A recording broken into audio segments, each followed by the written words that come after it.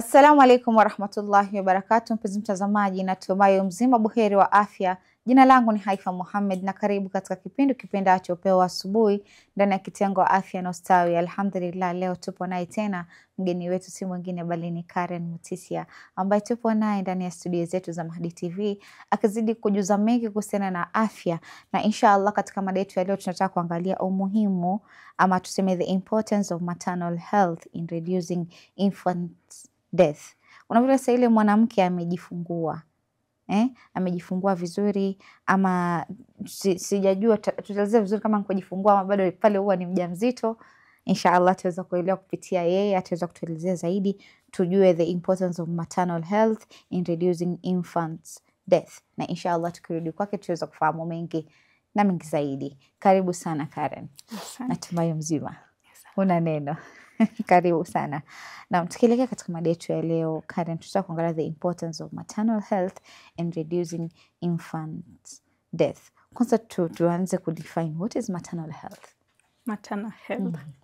Kwa hivyo nikiweza kueleza maternal health itabidi divide into section. Kuna ile antenatal. Huu ni ule wakati mama ana mimba. Alafu kuna ile natal wakati wa kujifungua. Then kuna the postnatal one. Baada ya kujifungua. Kwa hivyo ni afya ya mama muda wote tangu apate mimba mpaka kujifungua even after 6 weeks baada ya kujifungua. Asante sana. And why is maternal health considered a key factor in reducing infant mortality rates?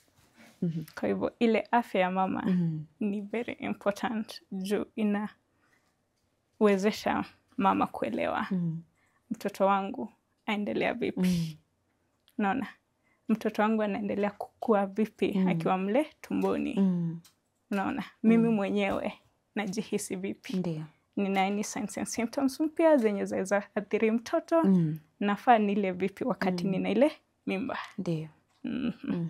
Ndio maana tunasema ni very important kwa ile infant health ama jinsi mtoto atakavyokuwa baada ya kumzaa. Na mtu angalie ni vipi kuhusiana kuanzia mwanzo vile umesema kuna antenatal kama sijakosea. Hii stage yule mama anafaa kujiweka vipi? Kwa hivyo tukifika pale itabidi sasa tumefika ile antenatal clinic. Zile clinic zenye mama kishapata mimba aenda. Kwa hivyo ukienda kwa zile antenatal clinic kuna zile test tunafanya tunaita antenatal profile. Antenatal profile test ya kwanza tunafanya ni kuona una kiwango kipi cha damu kwenye mwili wako. Kwa hivyo tunaangalia ile anemia ama upungufu wa damu. Juu wahitaji damu, mtoto anahitaji damu. Ndio. Na unaona wakati mtu anapopata mimba kuna zile physiological changes zenye kwa hivyo nikaa kuna hizi system kwa mwili zenye zinabadilika ndo kwa ule mtoto kugrow. Ndio. Na among hizo physiological changes zinakuanga systematic, so kuna kaa vile cardiovascular za moyo. Utapata the amount of blood yaongezeka. Normally sisi wenyewe tuna lita 5 za damu hivi sasa. Lakini wakati unapopata mtoto utapata ile total cardiac output ama ile damu moyo inatoa in like 1 beat imeongezeka. Vile vile unapatanga ile resistance, mishipa ina resistance inapungua, so tunaita hypotension. Unaonanga kama vile shinikizo la damu, si blood pressure yaweza kuwa juu yaweza kuwa chini. Ndio. So wakati unapopata mimba itapungua, unakuwa hypotensive. Ndio. Vile vile utapata heart rate yako yaongezeka. Damu yaongezeka mpaka hata kidneys, the flow ya damu ko bado inaongezeka. So that's why tumesema kuna zile physiological changes zenye hufanyika kwenye ule mwili wa mama. So wakati unaenda pale clinic lazima kwanza tutafanya hiyo. Tuita CBC kujua kiwango cha damu. Iwapo una upungufu wa damu wafaa ule nini ndio ile damu ikaongezeke.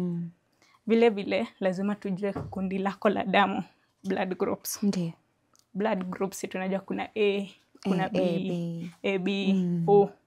But vile vile kuna hii tunaita rhesus factor.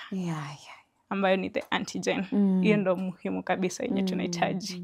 Juu wapata mama na mtoto wanafaa kuwa na the same rhesus factor. Juu wakati ule mama tuseme ni rhesus negative. Ama mama ni rhesus positive, mtoto ni rhesus negative. Basi ile immune system ya mama itaanza kumwattack yule mtoto. So tunataka tujue uko kwa rhesus factor gani. Ndo tukukinge iwapo yako na ya mtoto hazifanani. Kuna ile tunapeana inaitwa anti-D. Tuwapea mama akiwa na wiki 28. Ndio maana tunafaa kuwa already tushajua, ndo tujue tutakwambia siku gani utaikujia kulinda ule mtoto. Sawa sawa. Pia lazima tujue kisukari, kama una kisukari ama hauna. Unaona, lazima tujue are you a diabetic mother. Juu wakati una kisukari ina maana kuwa mtoto anaathirika. So nakuta kuna kuwa na pia ile genetic ya kwamba mtoto amerithi ugonjwa wa kisukari kutoka kwa mama yake. Actually mtoto arithi ile ugonjwa. Kile ambacho kinafanyika ni si unaona kisukari vile last time nilieleza. Kuna ile glucose na kuna insulin. Insulin ya mama ikiwa juu ya mtoto itakuwa juu. Juu si unaona inatoka kwa mama ya mwende ile mtoto. Utapata ule mtoto anakuwa mkubwa. Like unajua normal mtoto afaa kuwa 2.5 to around 3.5 kgs. From 3.5 to 4 tuamwita big baby. Mtoto yoyote mwenye ako more than 4 kgs tunasema ni macrosomic. So weza pata mtoto hadi amefika 4.5 juu ya ile glucose mingi, kwa hivyo cells zinakuwa kubwa. Na watoto hao itabidi kujifungua, lazima daktari atakueleza. Tutakufanya upasuaji juu mtoto ni mkubwa. Juu ukiweza kujifungua pia mtoto aweza kosa kutoka juu ni mkubwa kupitia kwa ile njia ya uzazi. Vile vile lazima tuangalie shinikizo la damu. Tuone blood pressure yako iko vipi. Iko juu, iko chini. Lazima tujue. Tunafanya bado tunaita urinalysis. Kuangalia kama kuna zile bakteria kwenye mkojo wako. Juu ina maana au your kidneys functioning. Tukipata kuna ile tunakutibu wakati huo. Vile vile kuna hii test tunaita triple. Yaangalia HIV, yaangalia syphilis, alafu yaangalia hepatitis B. Tunataka kujua una ukimwi ama hauna. Iwapo una ukimwi unatumia dawa. Kama hujaanza kutumia dawa tukuanzisha zile dawa wa wakati. Ndio at least mtoto naye asiathirike. Juu tunataka ile virusi zikuwe kwa chini zisije zikampata yule mtoto. Syphilis vile vile, una syphilis. Kama uko nayo tunakupea zile penicillin kutibu. Juu mtoto ukiona actually you see a syphilitic baby utajua tu ni syphilitic baby. Juu mtoto akuanga ameathirika. Akona zile congenital malformations. Unaona, labda hata kichwani kubwa, sikio ana, utaona tu hiyo. So some defectives ambazo ziko kwa watoto zinasababishwa na ugonjwa wa zinaa. Okay. And then kuna hiyo hepatitis B. Lazima tujue kama una ile hepatitis B tukutibu isifikie ule mtoto. So that's hiyo yote tunaita antenatal profile. Vile vile ukifika kwenye clinic lazima ukinipata lazima nitakuelezea ni dalili gani ni hatari kwako kama mama mwenye una mimba. Nitakwambia ukisikia umepata damu imeanza kutoka kwa wingi ukeni, rudi hospitali haraka. Maumivu makali ya tumbo kabla ya yule muda wa kuzaa yakikuanza njoo hospitalini. Unaona? Maji yakitoka kabla ya wakati wa kujifungua kuja hospitalini. Ukianza kuona umevimba uso, umevimba miguu na njoo wapi? Hospitali. Vile vile unaweza pata ukiwa na maumivu makali ya kichwa yamekuanza na una mimba. Juu sana sana yanahusiana na shinikizo la juu la damu. Unaona? So kuja wapi? Hospitali. Kwa hivyo ndio maana lazima ni muhimu sana kwa mtu kwenda zile clinic. Na huku kufura mguu kwa wanawake wajawazito huwa inasababishwa na nini? Kwa sababu utakuta like okay, watu wanakwambia everyone akona symptoms zake. Yeah. So some people take it ni kitu normal. While umesema like ukiona labda ukiwa unafura mwili ama unafura mguu ufike hospitalini. Kwa sababu wengine ufura mpaka uso, wengine wanakuwa na acne prone issues and so on. So huku kufura miguu huwa kunasababishwa na nini? Okay. So umeona vile kuna ile system ambayo kuna ile damu, si ndio? Then kuna zile proteins zenye zinafaa ziwe kwenye cell na zenye zinafaa kuwa outside. Unaona? So kuna wakati ambapo kwanza una damu kiasi mingi ama your kidneys not functioning. Juu si unajua lazima damu ipitie kwenye kidneys. Unaona? Ama system yako haipush ile damu kurudi kwa nini heart yako. Ina maana kwamba hiyo itabaki mingi kwenye miguu ama kwenye uso. Kwa hivyo huwa ni damu. Kuna ile yenye ni damu na kuna ile ni extracellular fluid. Ile fluid mingi ambayo hairudi. Protein hazitoshi. Unaona proteins ina produce tunaita oncolytic pressure, oncotic pressure. Ile oncotic pressure inarudisha ile fluid kwenye cells. Lakini wakati ambapo iko chini utapata imetoka. Ikitoka hiyo fluid itabaki extracellular na alafu itasababisha ile uvimbe. Vile vile ukiwa na mimba alafu usikie waanza kuumwa sana na huko. Unafaa uende hospitali. Kwanza iwapo ni mguu moja.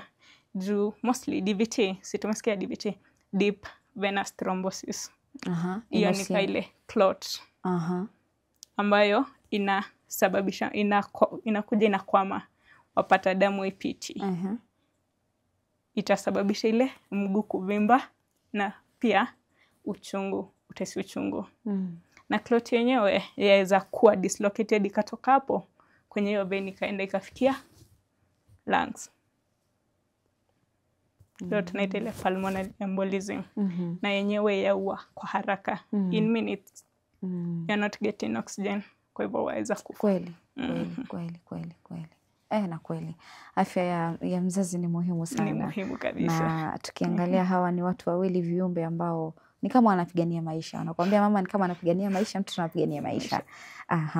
Na tukiangalia ni kwamba kingine kwamba how does a mother's nutrition during pregnancy affect the health and survival of her baby? So kama vile nilivyoeleza, anemia, upungufu wa damu mwilini, kuna different types. Kuna ile tunaita iron deficiency anemia. Ina maana mwili wako upati iron. Iwapo mwili wako upati iron, damu iko chini. Ina maana pia mtoto hapati damu ya kutosha. Kwa hivyo ule mtoto ataweza kukua kwa kiasi ambacho anafaa afike. Vile vile kuna ingine tunaita vitamin B12 deficiency ama folic acid. Ukiona vyakula ambazo unakula lazima ziwe na hizo nutrients, lazima ziwe na iron, lazima ziwe na vitamin B12, lazima ziwe na folic acid. Ndio usije ukapata zile anemia.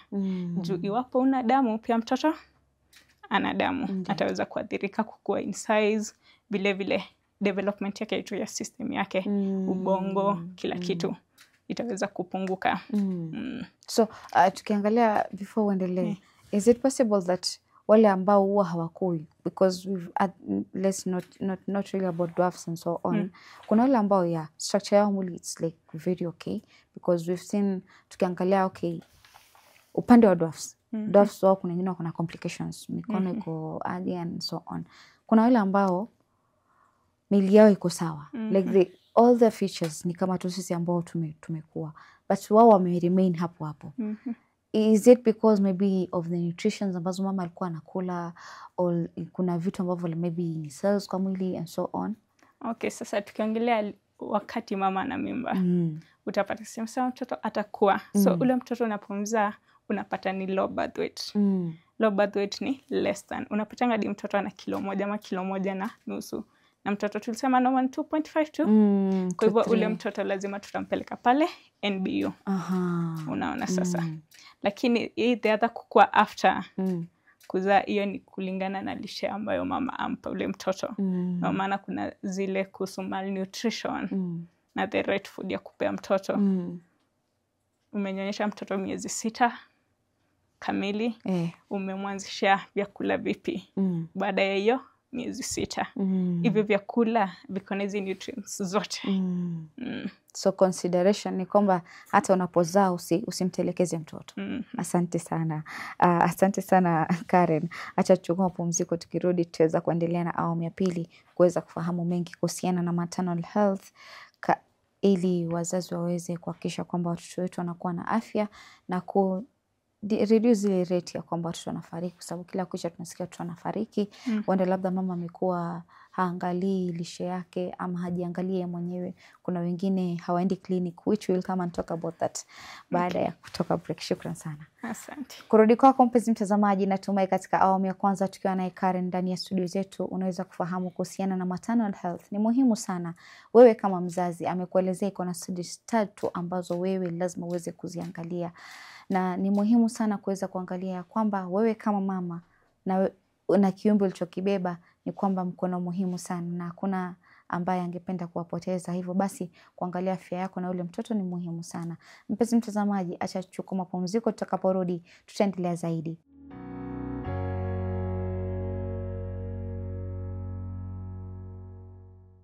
Assalamu alaikum warahmatullahi wabarakatuh. Mpenzi mtazamaji, karibu tena katika awamu ya pili ya kipindi kipendacho Upeo wa Asubuhi ndani ya kitengo Afya na Ustawi, tukiwa naye Karen ndani ya studio zetu akizidi kudadavulia mengi kuhusiana na afya, haswa tukiangalia ama tunayoyaangazia sasa hivi ni kuhusiana na afya ya mama na mtoto. Maternal health ni jinsi gani wewe kama mama unahakikisha kwamba kiumbe ulichokibeba tumboni mwako kina afya, ama pia na wewe mwenyewe pia afya yako, kwa sababu anakuambia utakuta kuna scenario inabidi achaguliwe mmoja, ima mama akolewe ama mtoto akolewe. Wakati kina baba tutawasikia wanasema ya kwamba muokoe mama, naamini tutapata mtoto mwingine. Basi hatuwezi penda litokee swala kama hilo. Hilo litahakikishiwa kwamba wewe kama mzazi, wewe kama mama ambaye una kiumbe ama ni mjamzito, unapaswa kuangalia afya yako ili kuhakikisha kwamba yule mtoto pia anakuwa salama. Na inshallah tukirudi kwa Karen tutaweza kufahamu mengi na mengi zaidi. Karibu tena Karen. Naam, tukiendelea na mada yetu. What role does antenatal care play in preventing complications that lead to infant death? Kabla tumesema antenatal care. Ile wakati ujauzito kama vile nimeeleza baada ya clinic. Vile vile ukifika pale utaelezwa mtoto afaa kuwa amesogea mara ngapi kwa siku. Sana sana mara 10 mtoto yu sawa. Lakini wapo umekaa mtoto asogei kabisa, wafaa ufike pale hospitalini tukajue mtoto yu sawa au hayuko sawa. Part of the antenatal clinic pia kuna ile ultrasound ambayo ya kwanza anomaly ultrasound yafanywa pale 18 ama 20 weeks of pregnancy. Kwa ile ultrasound tunataka tuangalie placenta yako iwapi. Ukiangalia placenta, ukiona womb, okay, tuseme hapa na hivi. Kwa hivyo kuna ile placenta imeshikilia mali yafaa kuwa. Na pia kuna ile placenta imeshikilia kwenye njia ya uzazi. Waona? Kwa hivyo lazima tujue placenta yako iwapi, ndio tujue utajifungua vipi. Which is the right place ambayo inafaa kuwa. Placenta yafaa ikuwe at the fundus of the uterus ambayo ni juu. Lakini iwapo placenta imefunika ile cervix ama hiyo njia ya uzazi, ina maana kuwa uwezi ukajifungua kawaida ama SVD. Unaona, juu ile placenta imefunika kabisa hiyo njia. Waona. Vile vile wakati placenta imejishikilia hapo, unajua ukifika around 36, 37 weeks. Ndio. Kuna zile changes zaanza kufanyika ndo kujiprepare kujifungua. Wapata ile placenta inaachana na hiyo cervix, mama anza kutoa damu. Ndio maana tuseme ukiona damu yatoka wewe fika hospitali. That's why kuna wengine wanakuambia like okay, kuna mwanamke anaweza kuwa mjamzito na ana bleed. Vile vile tunataka kuona yale maji, tuaita hiyo amniotic fluid ya mtoto yamemtosha ule mtoto. Juu lazima ya mtoto, unajua maji yasaidia mtoto kukua. Na ndio iko na zile nutrients zenye tumeongelea ziko pale kwa ile maji. Vile vile hizo the immune system iko pale kwa ile maji. Iwapo hiyo maji ni chache, lazima tujue mapema juu ule mtoto aidha kazaliwa na vitu kama pulmonary hypoplasia. Inamaanisha lungs zake hazijakuwa vilivyo. Okay. Pia tunataka kujua mtoto asonga vipi na mtoto yu salama kabisa, akona any congenital anomalies. Juu unapata vitu kama vile hydrocephaly, mtoto yuna kichwa kubwa zaidi ya kawaida. Ni vitu ambazo tunaweza ziona kwa ile ultrasound. Ndio maana lazima tufike tukafanya ile ultrasound. Lazima ufike clinic. Ndio. Na kwa nini wamama wengi ama tukiangalia kuna wengine huwa hawapendi ile kwenda clinic? Not knowing the importance ya kitu ni muhimu sana. Why is it that wanawake wengi inakuwa vigumu kwa kufika clinic? Wanawake wengi unaweza pata kwanza, iwapo ana mtoto wa kwanza na mtoto wa kwanza alitokea vizuri, ajiambia si mara ya kwanza. Mtoto wa kwanza alikuwa salama, pia wa pili atatoka salama. Wengi wao kwanza waweza pata wanakuja ile clinic wakati anaumwa ama kuna shida yatokezea, si ile ya kujipeleka yeye mwenyewe. Sijui, siwezi sema ni kuelewa waelewi, labda hawaelewi ile umuhimu wa kwenda zile clinic. Wengine pia labda wataki kulipile kitabu, nasema wataniambia nifanye scan, nafanya pesa gani? Kweli. Kwa hivyo kuna bado ile aspect ya pesa. Kweli. Because si wote ambao wako na uwezo. Si wote wako na ile uwezo. Kuna mtu atafika clinic akiambiwa unafaa kufanya kama ni scanning. Na labda kuna mtu ambaye ni mchochole, hana ile kazi, angesema itafanya adhibiti kuja hospitalini aje ajiangalie afya yake na ya mtoto. Watoto kutoka wengine wanabakia nyumbani na kuwa na ile mitishamba sasa. Na ni swala ambalo linasikitisha. I think pia tukiendelea government inafaa kuja kuingilia haya masuala hasa ya infants and so on. Ni wazazi wengi ambao wanapoteza watoto. Tunapata watu wamezaa watoto ambao ni abnormal and so on. I think pia inasababishwa na hii kuhusiana na masuala wa wazazi waende clinic, not following the right procedures and so on. And pia kuna hili swala la kina mama kula udongo. How does it affect them? How does it affect them? Sana sana wapata mtu akipata hiyo. Ina maana kuwa kuna either ni iron deficiency or there is something lacking in your body. Sana sana iron deficiency. How should they cope with it? Sababu wanawake wengi like let's say 90% ya wanawake wanapenda udongo. Wanapenda. Like 90%. Wachache sana utakuta like hawakuli. Lakini kuna mtu anataka tu ile ya nyumba ama aende nyumbani dukani anunue. Na siku hizi supermarket pia zinauzwa %. So wanaenda supermarket ananunua udongo, anazidi kukula kwa sababu yeye anaona like it's something ambayo inamfurahisha. Does it have any effect kwa ule mtoto? Sana sana ina effect kubwa kwa ule mtoto. Not unless it's infected ama iko na any bacteria, any form of bacteria. Other than that, it's normal. Watu wengi nimeona wanakula, kwa hivyo sijui. Okay. And why is postnatal care important for both the mother and the newborn? Kwa hivyo unaona baada ya yule mama kuzaa, kuna zile changes lazima zitafanyika. Hapo ndo kuna postnatal. After kuzaa, kwanza sana sana kuna hivi sasa like Kenya, the leading cause of maternal death ni your postpartum hemorrhage.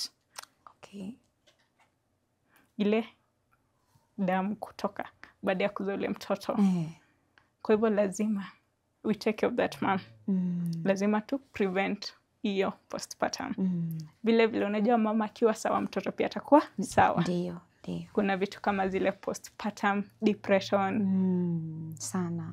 Most of women are going through that. Exactly. So lazima utasupport yule mama baada ya kuzaa yenyewe itaji nguvu. Like utakuta mtu anasema wanawake ambao wanafanya operation they don't want to push and so on, not knowing ile kupush yenyewe the way yule ana feel. Sababu wengi wanakuambia the moment ukifika pale, yani it's the reality that you're saying, not the way people are talking outside. Sababu still hata yule mwenye amefanyiwa CS kuna pain yake yenyewe, kuna pain yake ana feel, na kitambo ile nini heal yani kuna tu ile pain ana feel. Vile vile wakati mama anapojifungua anaweza pata tears. ona kuna ile first, second, third degree hivyo mpaka fourth degree. Kwa hivyo lazima tutashona, lazima we will take care of vile tear mpaka ukapone. Vile vile unapata wakati mama anapoanza ku breastfeed yule mtoto, wengi wao unapata wako na breast ni uchungu, nipple ni chungu, kuna ile mastitis. So lazima uelimishe mama, lazima wafaa mshike mtoto vipi ndio kamnyonyeshe vizuri. Iwapo waumwa sana wafaa ufanye nini? Na unatumia kama warm compresses, compress ile breast yako, safisha breast kabla hujapea mtoto maziwa, una vitu kama zile. Kwa hivyo ndio maana tunasema postpartum period ni very crucial. Vile vile lazima tuangalie ile uterus yako inarudi what size kuwa normal. Unaona? Juu kiangalia sina kwanga ime-expand. Thereafter inafaa irudi to the normal size and it's very small.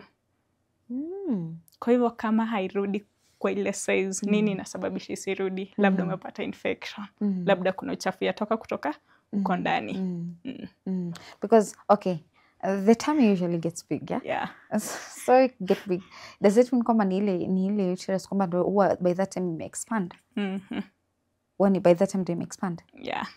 So lazima irudi ile to the normal size. Irudi kwa ile normal size. Ndio maana wengine wanafunga mishipi ya tumbo. Is that so or? Okay, the kufunga mishipi ya tumbo does not relate to the uterus. Like the uterus, it's a natural process. Yenyewe itajirudisha hiyo size yake. Kwa sababu wengine anasema okay, usipofunga tu utakuta unakuwa na kitambi tu ile kubwa. Inakuwa tu kubwa, inamwagika tu fua. Ile inamwagika tu yenyewe. So wanawaambia like okay, as a woman ni unafaa kufanya exercise and so on. Which I have to ask you, at what time should mwanamke mwenye mizaa baada ya muda gani ndo anafaa kuanza ile kufanya exercise? Kwa sababu I think it shouldn't be like direct and so on. Kwa sababu bado akona ile uchungu ile ana feel na ile kufunga tumbo I hear like ni uchungu kivyake. So ina depend na ulijifungua kivipi. Iwapo ulienda kufanya upasuaji, first you should let that wound heal kabla hujaanza kukimbia, kufanya zile exercises za pelvic floor exercise hizo zote. Kama ulijifungua kwa njia kawaida MSBD, je, ulikuwa na any tear kwanza? Iwapo ilikuwa imepona, uko sawa kabisa. Juu siwezi kuambia after wiki 2 wewe mwenyewe ndo wajihisi kivipi. True. Kwa hivyo baada ya kupona wasikia mimi nimepona, nimepumzika ya kutosha. Kwa sababu kila mtu ako na healing process yake. Kuna mtu ako very fast at healing, yeye ana heal haraka, kuna mwingine sio yule mwenye ana heal haraka. Na how long does it take for one to heal from a certain situation? Kwa sababu okay, kuna wale ambao wanakaa maybe they have to stay maybe like 1 month.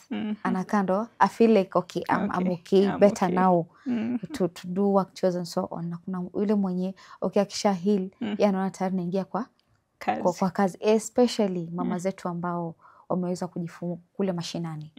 Wale huwa hawatake like okay akai mwezi akingoja mpaka hapo. After 2 weeks yashasimama, 14 days yashasimama. So it usually takes that short while. Okay, sino maana nimekwambia it's relative. Ina depend yupi ni nani. Juu kuna wale after 2 weeks mimi sikupata cha, nilijifungua vizuri, niko salama. Baada ya wiki 1, wiki 2 shaanza kufanya zile chores. Kuna yule mwingine labda kwa bahati mbaya alipata ile infection. Tukarudi tena kumtibu, kumpa dawa. Itachukua muda wake kupona. Vile vile kani upasuaji, how's your wound healing? Imekauka ama yatoa maji? Ndio. Kama imekauka wapona vizuri. Kaya yatoa maji lazima tufike tuone is there any pus inside yenye tunafaa tutoe. Sasa ndio maana nimesema it's relative. Mungu asaidie mama zetu so much because it's a lot to handle. It's a lot to handle. Okay, and what impact does mental health during pregnancy have on infant survival and development? Because as tumesema kuna hiyo postpartum depression. Many women are depressed because hey, mimi sizai tena. Because I know what I'm feeling. So inakuwa ina effect gani kwa mental health, and ni vipi hawa watu wanaweza saidika to make sure kwamba our mothers stay healthy and also the child, kwa sababu wengine ufikia mpaka mahali like they hate the child and so Yeah. on. Sa wakati wa ujauzito waweza pata iwapo nina shida, niko na ile huzuni, depression nishaanza, Ndio. ama niko na ile msongo wa mawazo, Ndio. siende ile lishe bora yenye nafaa kuwa nala. Vile vile utapata wengine waendea dawa za kulevya. Wapata mtu atumia pombe na yuna mtoto ile pombe yaenda kwa affect ule mtoto. True. Yeah, that's why wanahitaji ile support wakati ule mama na ile mimba. Then kuna yenye umesema postpartum depression. Ndio. Kuna zile tunaziita red signs immediately after mama amezaa. Na kuna the blue signs. Kuna ile mama kazaa anafurahia mtoto wangu wa kwanza, kijana wangu. Then unaona baada ya siku moja siku mbili hataki kuona ule mtoto, ataka kumuua yule mtoto. Waona sasa inarudi pale kwa mental health. Ndio. Na hadi wafaa uwapeleke hospitali wakasaidike. So ni kitu ambayo it's very crucial. Yeah. Which means ni lazima ama ni vizuri sana wapate ile mental health support. Lazima ukamsaidie during your period yote. So tukimalizia ni kwamba how can community awareness program help in promoting maternal health and preventing infant death? As a community. Yeah. Juu wapata kuna zile community wanaamini wafaa ufanye hivi. Kuna zile practices usiende hospitali ama ibuleta tukugezea mtoto angalie vizuri. Waona. I believe I don't know, kwa sababu kuna wale ambao ndo wakunga the ambao wanazalisha nyumbani. Kuna wale ambao wamesomea, because nowadays I think it's a profession. Watu wanaisomea ile kuzalisha nyumbani. So I don't know ni awareness gani ambayo tunafaa kucreate kwa wakina mama, kwa sababu I'm very sure kuna mwanamke pale nje hajui pia kuna hiyo depression. Yeye anaona like okay, mimi kumkataa mtoto it's normal, but it's about mental health yake vile imeenda. So how do we create that awareness? Kwanza tunafaa tuelimishe. Kuna wale community health workers wenye wana interact kila siku. Ndio. Juu utapata mostly uko ndani ni zile level 1 facilities au the community workers. Ndio. Tunafaa tuwafunze kuhusu the whole maternal health. Waelimisha wa mama. Juu ni watu mnapatana nao kila siku. Waeleze wafaa kufanya hivi, fika hospitali, fanya hivi na hivi na hivi. Waona. Vile vile government yenyewe yafaa kuwa na zile bima. Ndio, bima za afya.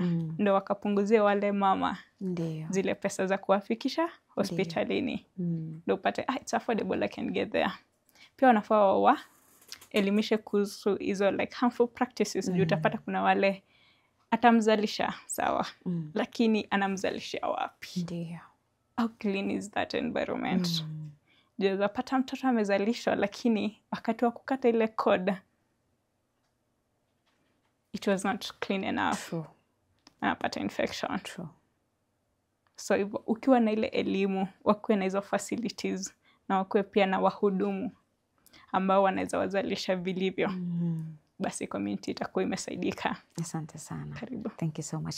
I think by high time that we should have wale madaktari kutembea huko mashinani kuweza kuelimisha kina mama ambao ni wajawazito kuhusiana na importance ya hivi vitu. Asante sana. Karibu. Kurudi kwako mpenzi mtazamaji, natumai katika awamu ya pili tukiwa na Karen Mutisa ndani ya studio zetu za Mahdi TV umeweza kufahamu mengi ambayo ameweza kuyaangazia. Karen ameelezea masuala mengi mazuri zaidi.